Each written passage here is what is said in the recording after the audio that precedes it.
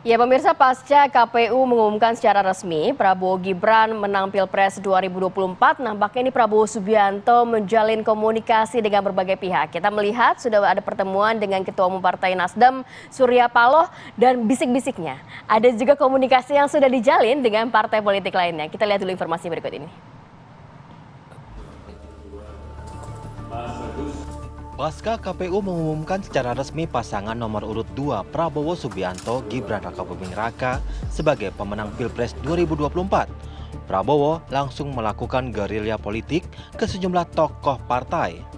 Salah satu petinggi partai yang langsung dikunjungi Prabowo adalah Ketua Umum Partai Nasdem Surya Paloh. Pertemuan yang digelar di Nasdem Tower pada Jumat pekan lalu itu berlangsung hangat dan penuh keakraban. Tak hanya langsung disambut Surya Paloh dan sejumlah petinggi Partai Nasdem, Prabowo juga disambut dengan gelaran karpet merah. Kunjungan Prabowo bertemu Surya Paloh diprediksi dalam rangka merangkul Nasdem untuk bergabung dalam koalisi Indonesia Maju. Tak hanya Nasdem, safari politik Prabowo untuk merayu lawan politiknya berada dalam satu perahu pun akan berlanjut ke sejumlah partai yang berada di luar koalisi Indonesia Maju. Di antaranya Partai Keadilan Sejahtera, Partai Kebangkitan Bangsa, Partai Persatuan Pembangunan, dan juga Partai Pemenang Pemilu, Partai Demokrasi Indonesia Perjuangan. Lantas, akankah Prabowo berhasil merayu sejumlah partai untuk berada dalam satu perahu bersamanya? Tim TV One mengabarkan.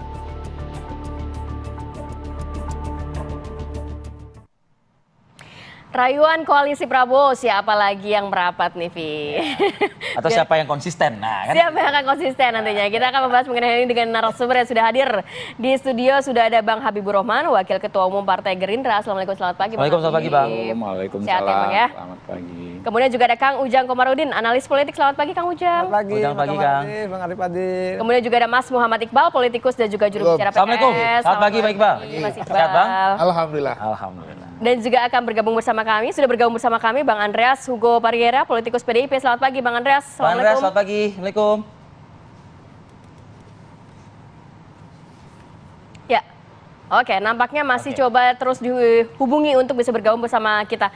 Kita mau ke 01 dari PKS. Sudah ada, kan kemarin Nasdem udah bertemu begitu ya. Sudah ada komunikasi yang dijalin, sudah ada rencana pertemuan kah di bulan suci Ramadan, kan biasa silaturahmi itu. Bocorin aja, Bang Iqbal. Bocorin aja lah, Bang Iqbal.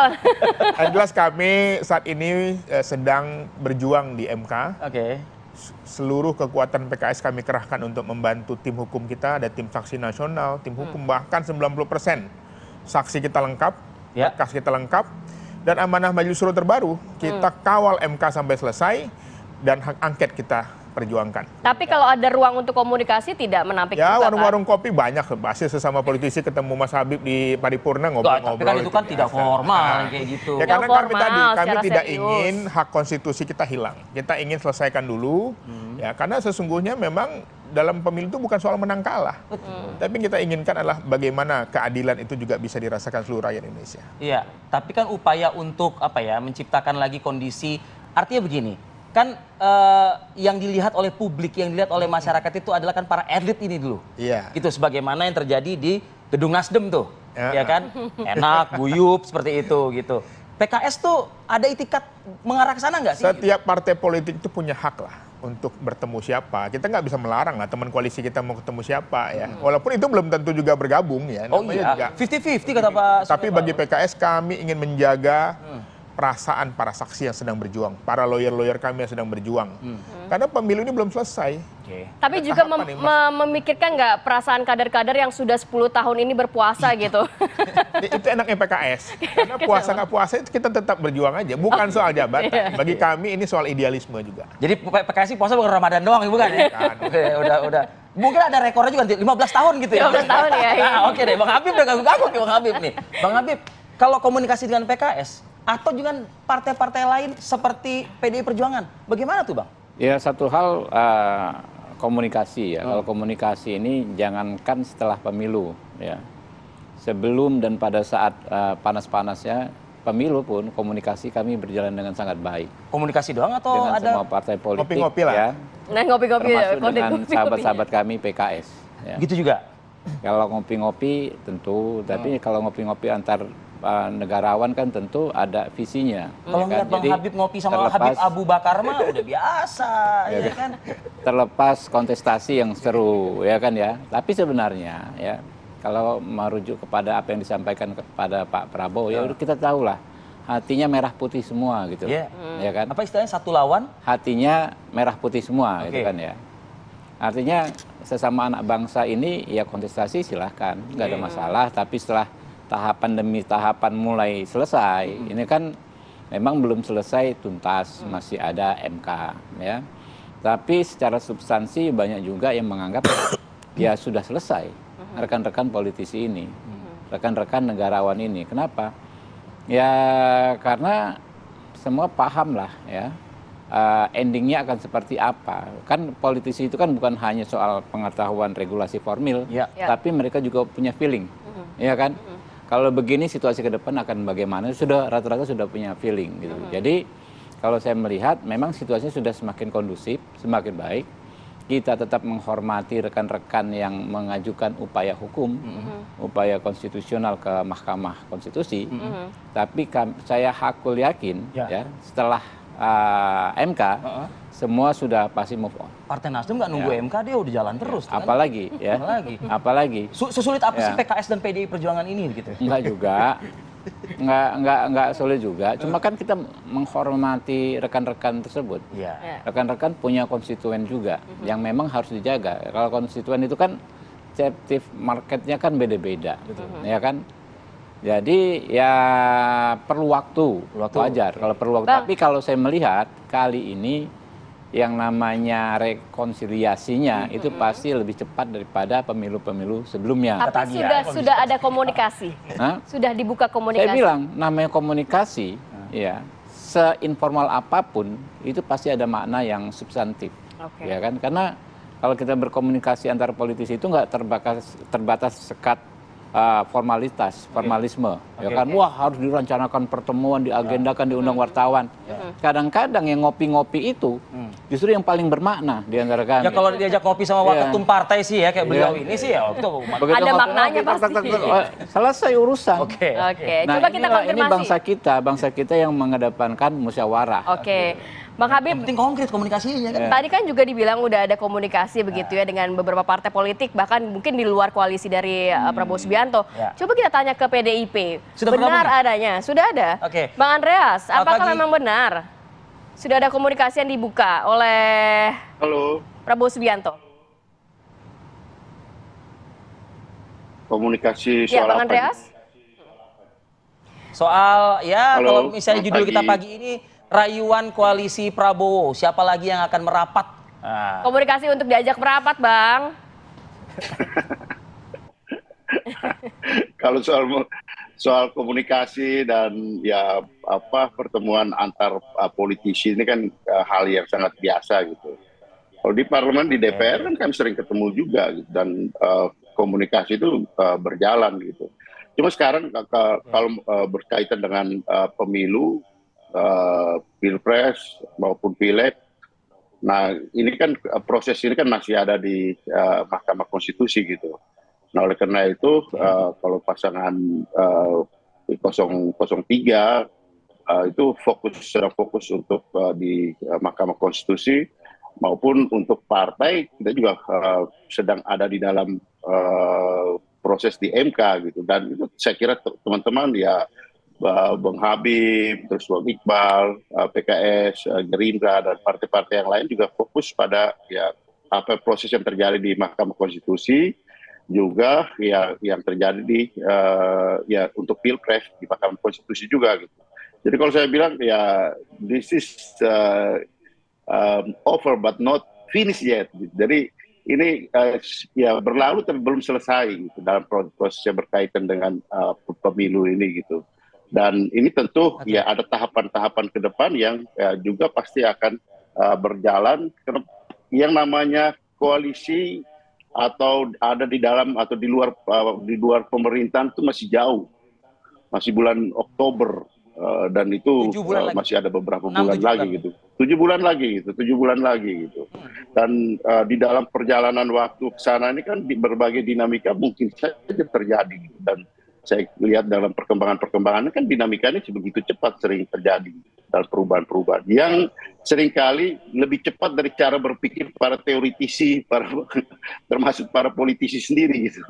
Jadi ya kita lihat nanti, tapi bagaimana kita ya menjaga bahwa proses ini bisa berjalan dengan baik. Oke, Bang. Gitu. Dan semua proses masyarakat Baik, Bang bisa Andreas. tetap ada dalam suasana yang tenang dan bisa menjalankan semua aktivitas dengan baik. Oke, kalau gitu secepat apa juga kah mungkin pernyataan dari akademisi ya Universitas Al-Azhar, ada Kang Ujang Komarudin. Usai jeda para berikut, kita akan lanjutkan diskusi. Tetaplah bersama kami. Oke, kembali lagi kita melanjutkan perbincangan. Kang Ujang, kalau melihat ini kira-kira siapa lagi yang akan dirayu oleh Prabowo Sampai dengan pagi ini. Subianto? Sampai dengan Tapi kan kalau ngelihat DNA-nya kan DNA oposisi kan PDIP sama PKS. Kan ada ukurannya ya, ukuran siapa yang belum ditemui, kan tinggal dihitung saja. Iya. Pertama ada PDIP, pasti prioritas, karena PDIP kan di awal-awal kencang akan menjadi oposisi. Bahkan saya dengar-dengar akan menjadi oposisi yang tanda petik oposisi konstruktif bahasanya. Kalau Bang Andreas mengatakan oposisi loyal katanya. Tapi apakah nanti menjadi oposisi atau tidak itu pilihan. Tetapi pasti akan didekati. Yang kedua tentu P3. Kalau P3 sudah saya analisa akan masuk ke pemerintahan. Karena posisinya yang sangat rawan ya dalam pileg kali ini.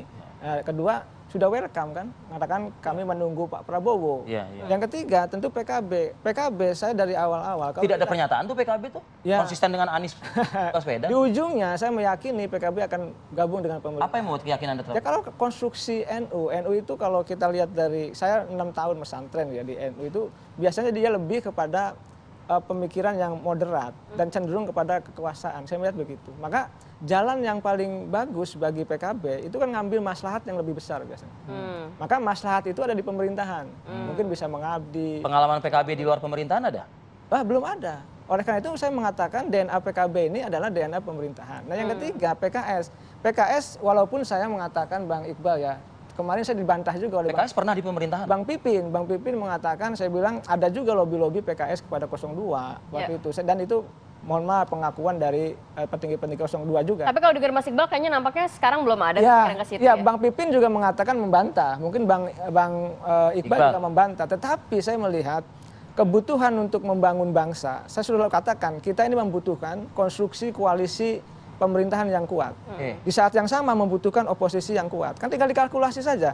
Nah kalau kita lihat misalkan konversi kursi, ya katakanlah ya, Kim itu belum mencapai 50%. Artinya kalau Pak Prabowo ingin kuat, baik di kabinet maupun di legislatif, maka menambah armada kekuatan baru. Ya tadi, mendekati partai-partai yang ingin gabung. Ataupun yang masih sulit, yang masih tarik ulur, termasuk PKS. Nah itulah kebutuhan dan sebuah probability dengan PKS bergabung itu kalau dari analisa Anda bagaimana? Kalau PKS kan Dewan Suro ya Bang, penentunya kan 2 kali periode mendukung Prabowo ya 2014-2019 kan? Nah ada poin yang penting bagi saya melihat begini, kebutuhan tadi Bang Habib saya sepakat ada konstituen, Bang Iqbal mengatakan ada ideologis yang dijaga, konstituen yang harus di-maintain kan. Nah inilah sebenarnya pikiran-pikiran yang tentu PKS harus jaga. Apakah nanti cocoknya masuk ke pemerintahan atau kan di oposisi? Kalau saya melihat begini, kalau PDIP mengambil jarak dengan kekuasaan atau katakanlah firm dengan oposisi, maka sebenarnya PKS cocok di oposisi. Karena ada temannya. Karena kemarin saya mengatakan Bang, diskusi dengan teman-teman akademisi, kalau katakanlah PDIP tidak ada temannya, itu juga menjadi persoalan. Jadi harus ada teman juga dalam konteks beroposisi. Dan tadi membangun pemerintahan emang sama mulianya, baik di pemerintahan maupun di oposisi. Kang Ujang, tapi apa tawaran yang mungkin bisa cukup menarik untuk PKS dan juga PDIP masuk ke dalam? Ya, kan politik sangat jelas. Ketika misalkan di tengah jalan PAN masuk ke pemerintahan Pak Jokowi, kursi menteri. AHY detik-detik terakhir masuk ke pemerintahan kursi menteri, pasti. Gerindra juga kan gabung? Ya, jadi dalam konteks itu saya melihat bahwa politik itu who, what, when, and how. Siapa mendapat apa, kapan, dan bagaimana. Itu Laswell mengatakan itu. Nah, konteks itu saya mengatakan jabatan yang paling tinggi setelah presiden ya menteri. Nah, dalam konteks biasanya power sharingnya di kekuasaan adalah menteri yang dia cuma persoalannya berapa jumlah menterinya. Berapanya itu ya. Portofolio menterinya apa saja ya kita tidak tahu. Nah, sejatinya politik adalah bagaimana merebut kekuasaan secara konstitusional dengan cara yang baik dan tadi pilihannya adalah pada partai politik itu sendiri. Oke, saya kembali ke Bang Andreas lagi deh. Bang Andreas, kalau sekiranya hanya kursi menteri saja, mungkin kayaknya terlalu apa ya? Murah. Untuk partai yang sudah beberapa kali begitu ya. Ya kan sekarang ya PDI Perjuangan itu kan pemenang di dalam pemilu legislatif ya, paling tidak di dalam proses sampai dengan hari ini, sehingga di DPR ya pimpinan DPR, ketua DPR kan ada di PDI Perjuangan kan. Nah, apa yang tadi disampaikan oleh Kang Ujang, kalau saya melihat bahwa persoalan terutama partai-partai ideologis itu berangkat dari platform politik yang akan dibangun bersama. Nah, di situ para politisi akan bicara tentang platform politik gitu. Kalau platform politiknya itu masuk sama-sama bisa kita kerjakan ya bisa ada di dalam kerjasama politik untuk membangun suatu pemerintahan. Nah, kalau ada perbedaan platform ya di situ akan menjadikan bahwa ada yang ada di dalam dan ada yang ada di luar pemerintahan, dan itu sangat hal yang biasa sekali gitu. Soal jumlah itu tergantung daripada bagaimana mereka melihat platform-platform politik yang ditawarkan di dalam proses pembicaraan politik di antara para elit politik itu gitu. Bahwa kemudian kursi menteri itu atau jabatan-jabatan yang ada di kabinet atau ya lembaga-lembaga negara itu mengikuti pembicaraan yang berkaitan dengan platform politik yang ingin dibangun. Misalnya hal yang sangat diutamakan adalah ya soal ekonomi, kemudian tantangan yang berkaitan dengan keamanan, isu apa yang berkembang secara nasional maupun internasional yang dihadapi oleh negara tersebut gitu. Nah, pembicaraan politik yang rasional itu berangkat dari situ gitu. Kalau kita bicara secara politis gitu. Karena disitulah ya hakikat daripada politik di dalam membangun pemerintahan. Dan saya kira di situ ya dengan siapapun orang harus bicara. Politisi itu tugasnya adalah bicara gitu. Bicara dalam arti berbicara untuk bagaimana kepentingan bangsa dan negara ini ke depan. Nah, kalau ada pertemuan di situ ya kita bisa bicara untuk membangun kerjasama itu. Jadi proses itulah yang seharusnya dan di PDI Perjuangan pasti akan melalui proses-proses seperti itu. Oke, baik. Kode ekonomi dan keamanan. Bang Habib. Jadi kursi ekonomi dan keamanan apa yang akan diberikan ke PDI Perjuangan? Usai jeda pada berikut ya. Kami akan kembali. Ngasih kode. Kembali lagi di Apa Kabar Indonesia Pagi. Sebelum kita lanjutkan dialog, pemirsa, ini kita hadirkan dulu calon presiden dan wakil presiden yang ditetapkan oleh KPU, yakni Prabowo Subianto dan Gibran Rakabuming Raka, mengundang partai politik, pendukung, dan juga semua ormas yang mengusung Prabowo Gibran untuk berbuka puasa bersama. Prabowo menyalami para tokoh politik senior, termasuk Ketua Dewan Pembina Partai Golkar Abu Rizal Bakri. Prabowo juga menyebutkan satu persatu semua parpol pendukung serta ormas yang tak lelah mengusung Prabowo Gibran dalam pemilu 2024. Prabowo mengatakan tugas mulia yang diemban rakyat kepadanya akan dijalaninya sepenuh hati. Dirinya juga berjanji pemerintahan yang dipimpinnya tidak akan korupsi. Pak Hatta ya.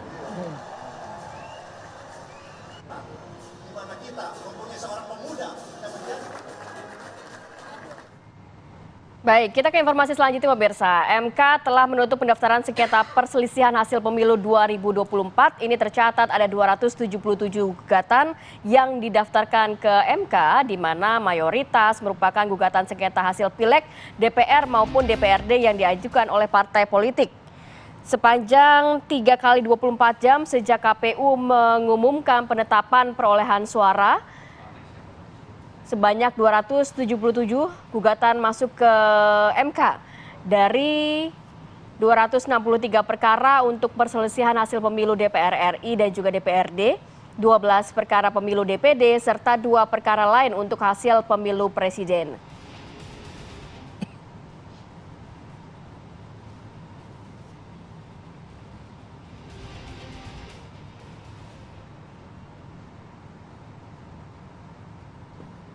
Sementara itu Ketua Tim Kampanye Nasional Prabowo Gibran, Rosan Perkasa Roslani, ini tampak menemui Menteri Sekretaris Negara Pratikno di Gedung Kementerian Sekretariat Negara Jakarta Pusat. Seusai bertemu Menteri Sekretaris Negara, Rosan menyatakan pertemuan tersebut tidak membahas soal politik. Menurut Rosan, pertemuan tersebut membahas posisi Duta Besar Indonesia untuk Amerika Serikat yang hingga saat ini masih kosong. Apalagi menjelang perayaan 75 tahun hubungan Indonesia-Amerika Serikat yang rencananya akan berlangsung bulan Agustus depan. Rosan pun membantah pembahasan mengenai tim transisi atau kabinet pemerintahan yang baru dibahas dalam pertemuan kali ini.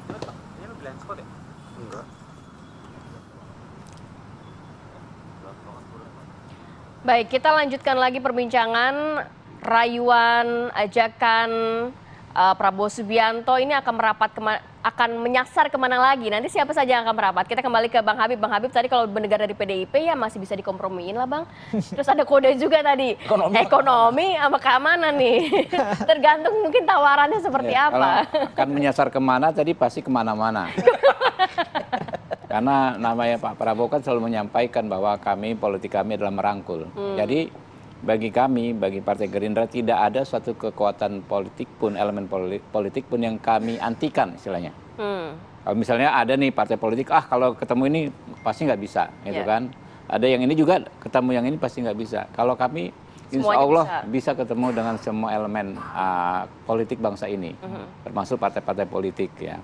Nah tadi soal kesamaan frekuensi, bagaimana memajukan bidang ekonomi, lalu menjaga situasi keamanan dalam konteks geopolitik internasional yang sekarang memang menghangat, itu kan memang banyak dibahas oleh Pak Prabowo, dan nggak mungkin hanya kekuatan kami sendiri yang bisa menghandlenya, perlu melibatkan sebanyak mungkin elemen politik itu tadi.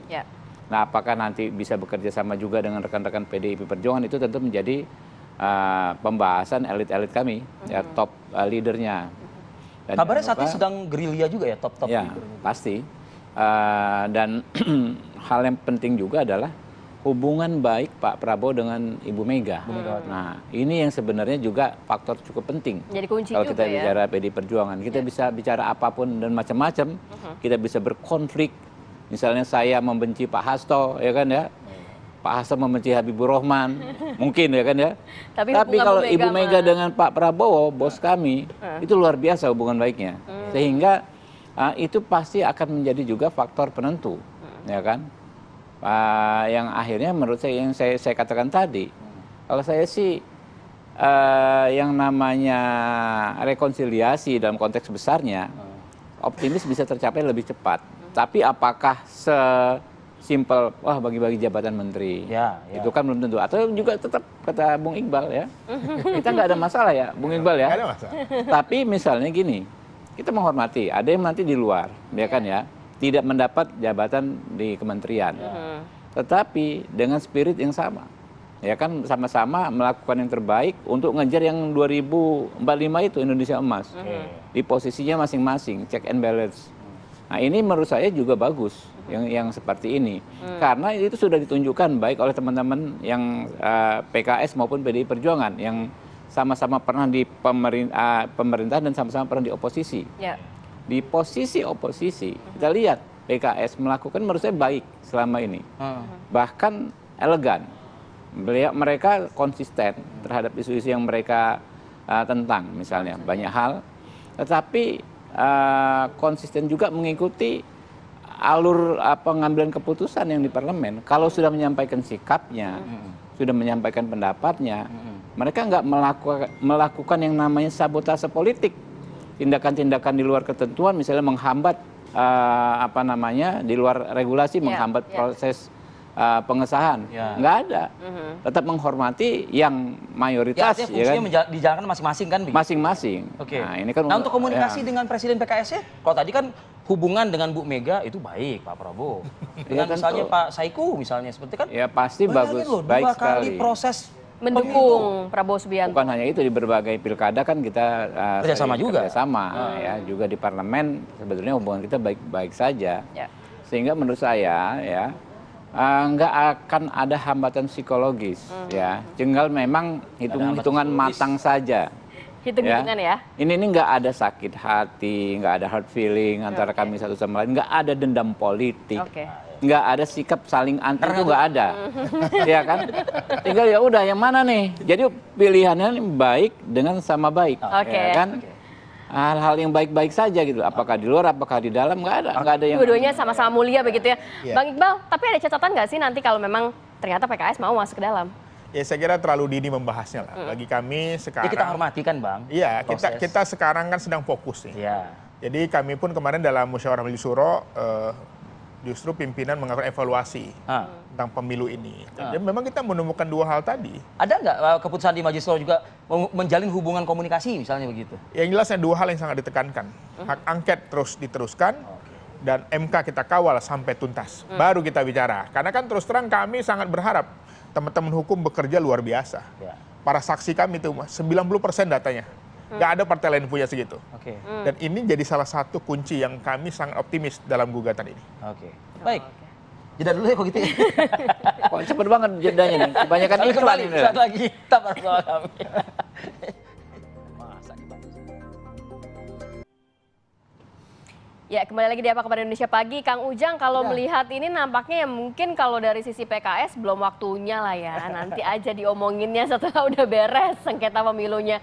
Cuma kalau lihat pergerakannya ini akankah lebih besar komposisinya dari kabinetnya Presiden Joko Widodo nantinya atau gimana Anda melihatnya? Kalau saya sih lihat perimbangannya ya tetap akan 50-50. Kita butuh menteri dari partai politik. Karena bagian daripada ikatan kontrak politik ya selama 5 tahun ke depan untuk membangun bangsa secara bersama-sama.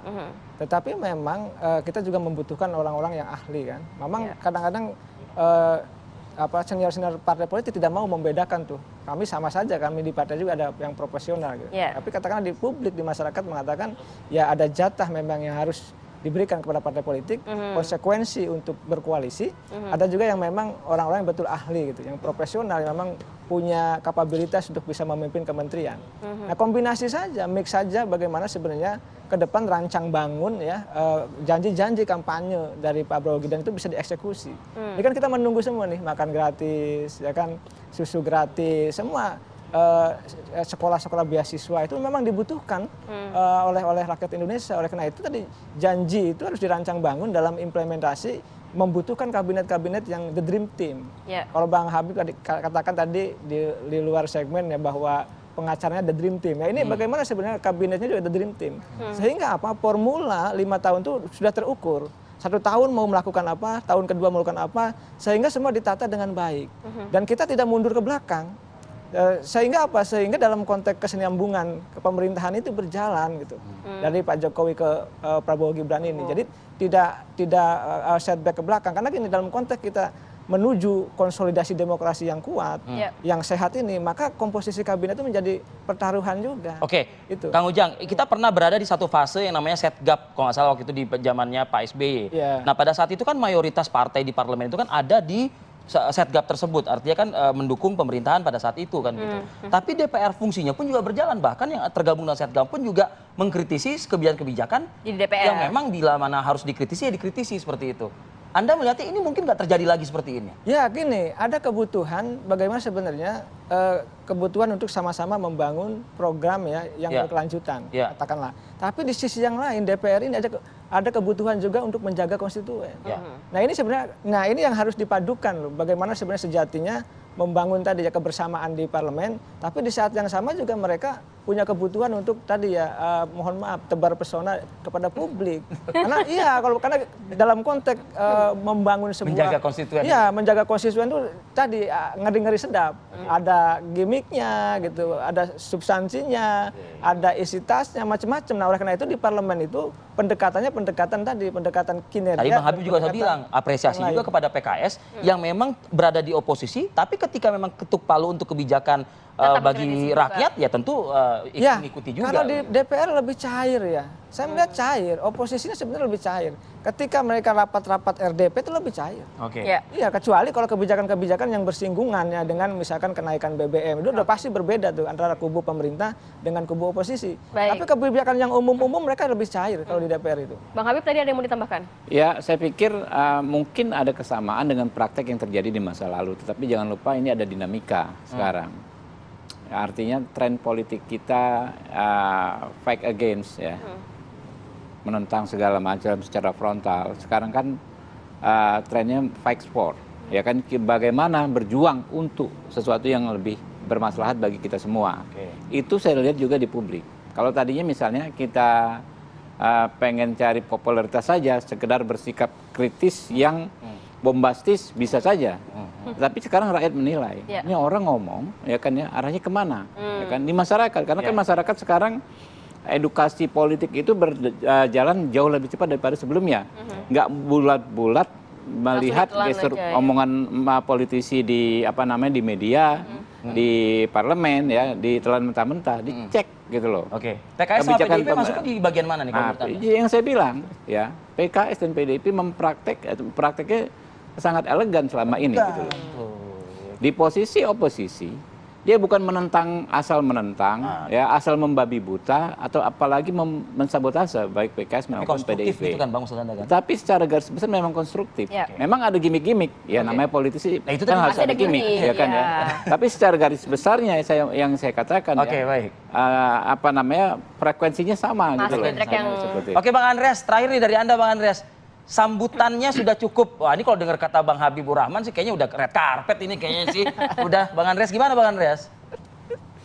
Jadi berkaitan dengan topik ini, kalau saya melihat artinya kalau secara keseluruhan, problem dan pertanyaan terbesar dari proses perjalanan pemilu sekarang ini soal legitimasi. Legitimasi itu bukan soal kalau menang soal hitung-hitungan, tapi soal penerimaan, soal akseptabilitas, baik itu di dalam maupun di luar. Sehingga kalau kita lihat misalnya apa yang dilakukan oleh Pak Prabowo, kalau istilahnya TV One sekarang rayuan, itu adalah upaya untuk meraih legitimasi dengan cara yang dilakukan oleh Pak Prabowo. Gitu. Tapi hakikat yang paling mendasar itu adalah apa yang sekarang proses yang sekarang misalnya terjadi di Mahkamah Konstitusi dengan gugatan yang dilakukan oleh teman-teman 01 maupun teman-teman 03. Apakah legitimasi ini akan diraih dari proses itu? Nah, itu akan kita lihat ke depan. Kita ingat gitu sejarah di dalam politik kita. Pemilu tahun 97 itu berlangsung gitu dan ada pemenangnya. Tapi kita tahu bahwa 2 tahun kemudian terjadi pemilu berikut gitu. Nah, problem dari pemilu tahun 97 itu karena legitimasi yang tidak diperoleh melalui pemilu tahun 97, sehingga kemudian terjadi pada apa yang kemudian kita lihat dengan reformasi dan apa yang terjadi dengan tahun 99 gitu, yang melahirkan reformasi di kita. Nah, hal ini sekarang terjadi. Menurut saya masalah yang terutama dan terbesar di dalam proses sekarang ini adalah legitimasi baik di dalam proses ini maupun apa yang dilihat oleh masyarakat. Nah, representasi legitimasi ini dilakukan oleh teman-teman 01 dan 03 sekarang. Nah, saya kira itu problem utama dan apa yang sekarang sedang dialami. Baik, terima kasih Bang Andreas Hugo Pereira. Sama sepertinya sejalan juga dengan PKS juga atas putusan Majelis Suro, ya kan? Jadi tetap mengacu ke Mahkamah Konstitusi terlebih dahulu. Terima kasih Bang Iqbal. Terima kasih. Terima kasih Kang Ujang, Bang Habib, sehat selalu. Oke. Kita harus rehat, tapi cukup tegang juga nih segmen berikut nih pembahasan kita nih. Bagaimana nih peluang Indonesia nantinya melawan Vietnam nanti malam, kita akan hadirkan saat lagi, tetap bersama kami.